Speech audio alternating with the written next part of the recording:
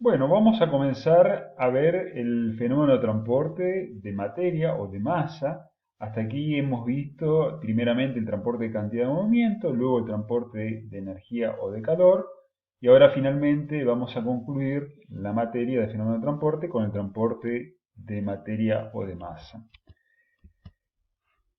Por transporte de materia se entiende al movimiento de uno o más componentes dentro de una misma fase o su paso de una fase a otra. ¿Qué quiere decir esto? Por ejemplo, podemos considerar, en el caso práctico, por ejemplo, del salado de quesos, que hay un transporte de materia de la sal que difunde dentro de la masa del queso, pero también hay un movimiento, por eso dice puede ser uno o más componentes, del agua, ¿sí? Del agua que difunde hacia afuera del queso. Ese es un transporte de materia. Y otro caso podría ser que se genere un paso de una fase a otra, por ejemplo, en un proceso de deshidratación de un alimento, donde hay un paso de la fase líquida a la fase gaseosa, ¿sí?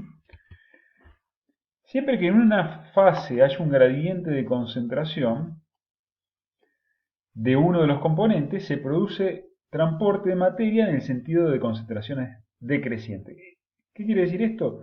Que justamente la fuerza impulsora que genera el transporte de materia puede ser el gradiente de concentración, es decir, por ejemplo, en la sal en el queso va a difundir de una zona de mayor concentración a una de menor concentración. Bueno, podemos ver en el siguiente gráfico, por ejemplo, en el caso de que se disuelva glucosa en agua, podemos ver que las moléculas de glucosa se movilizan en direcciones al azar.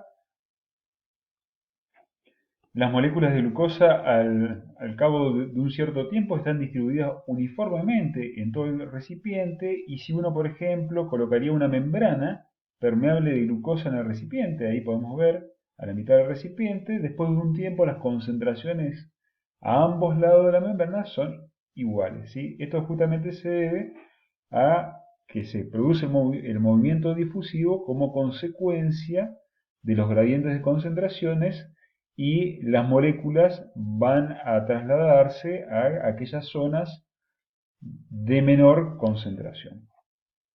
Podemos ver en el siguiente gráfico que si las concentraciones a ambos lados de las membranas son iguales, los flujos unidireccionales son iguales. Es decir, no es que hay un cese de flujo, sino que se sigue produciendo el flujo, pero el flujo neto, si se quiere, es cero, ¿sí? Es decir, al ser iguales ambas concentraciones a ambos lados de la membrana, el flujo neto es cero, ¿sí?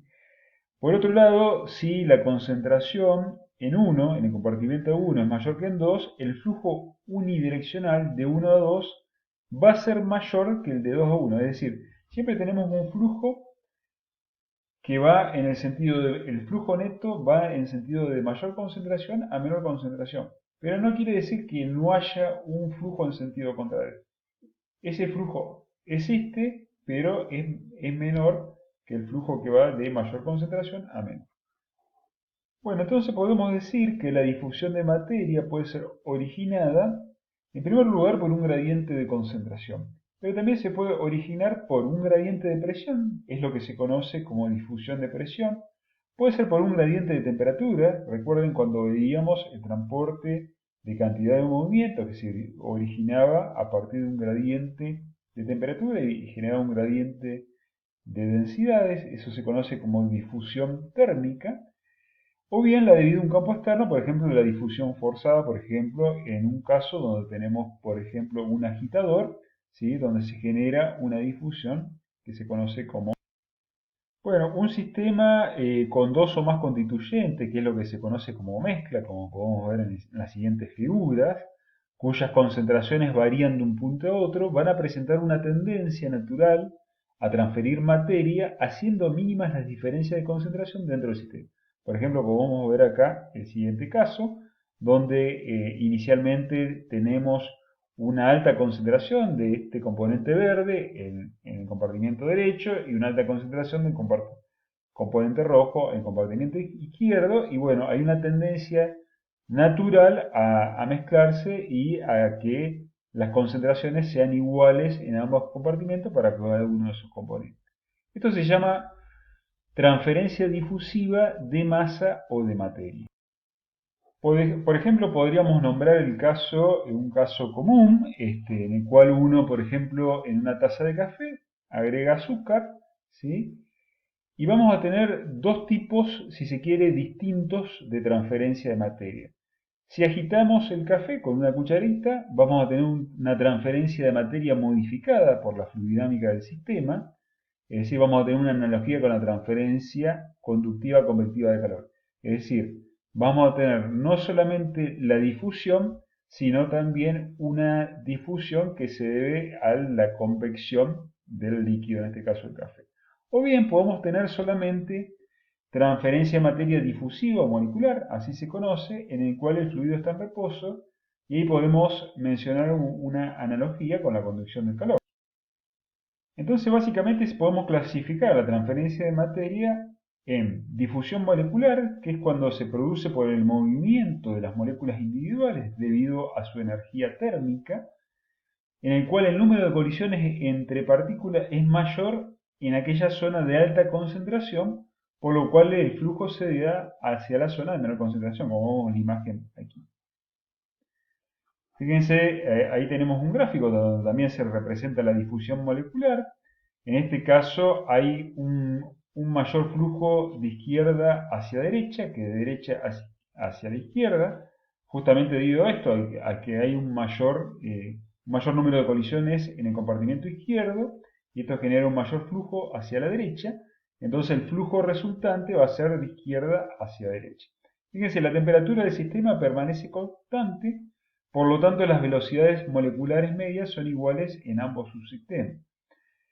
Pero el número de colisiones es mayor en el compartimento izquierdo debido a que el número de partículas es mayor que en B. Por ello aparece un flujo efectivo de partículas de A hacia B.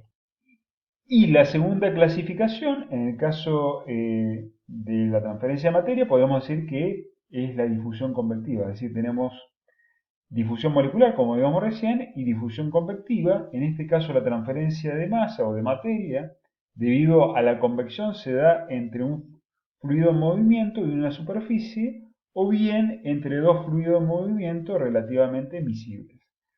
La transferencia depende de las propiedades de transporte y las características fluidodinámicas, ¿no es cierto? Y hay que distinguir entre lo que es la difusión convectiva natural, ¿sí? O la forzada. La natural, como veíamos, en transporte de cantidad de movimiento, que se da producto de diferencias de temperatura. Y la forzada, por ejemplo, cuando tenemos un medio mecánico que produce una agitación del sistema.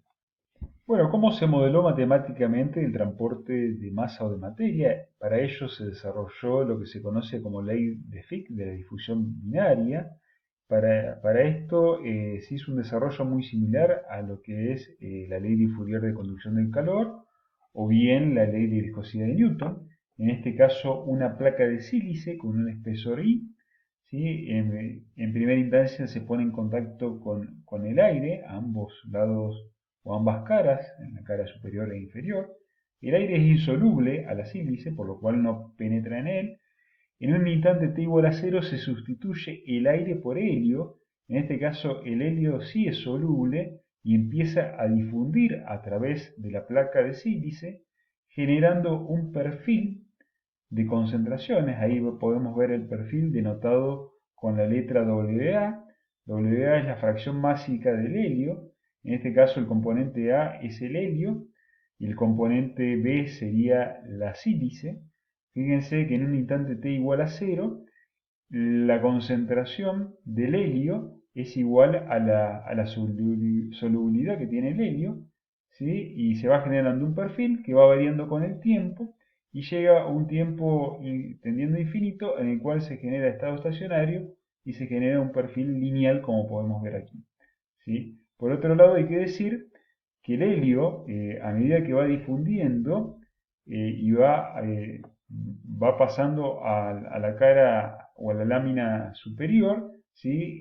Esta concentración de helio se va removiendo y tenemos una concentración de helio, una fracción másica de helio igual a 0 en la cara superior, y una concentración másica igual a la solubilidad del helio en la cara inferior. Bueno, entonces para modelar matemáticamente ese perfil de concentraciones de helio en sílice, en este caso el helio denotado con la letra A, podemos decir que en estado estacionario el flujo de masa, WAI, la letra I denota la dirección en la cual difunde el helio, en este caso en la dirección I, positiva. Fíjense, puede escribirse el flujo de masa del componente A, del helio, dividido el área, en este caso es el área de la placa, es igual a la densidad del sistema helio-sílice multiplicado por la difusividad del helio en la sílice por el gradiente de concentración. Fíjense que en este caso el gradiente de concentración es la fracción másica del helio, ¿sí? Y ese su índice 0 indica su máxima concentración, es decir, la solubilidad que tiene el helio en la sílice, menos la concentración que hay en la cara superior, que es 0, porque decíamos que lo íbamos removiendo, dividido el espesor de la placa. Es decir, la velocidad de flujo de masa del helio por unidad de área, que es lo que se conoce como densidad de flujo de masa, es proporcional a la diferencia de fracción de masa dividida el espesor de la lámina, donde la densidad es la densidad del sistema sílice-helio, y este factor que aparece acá de proporcionalidad, denominado con la letra D, es lo que se conoce como difusividad del sistema.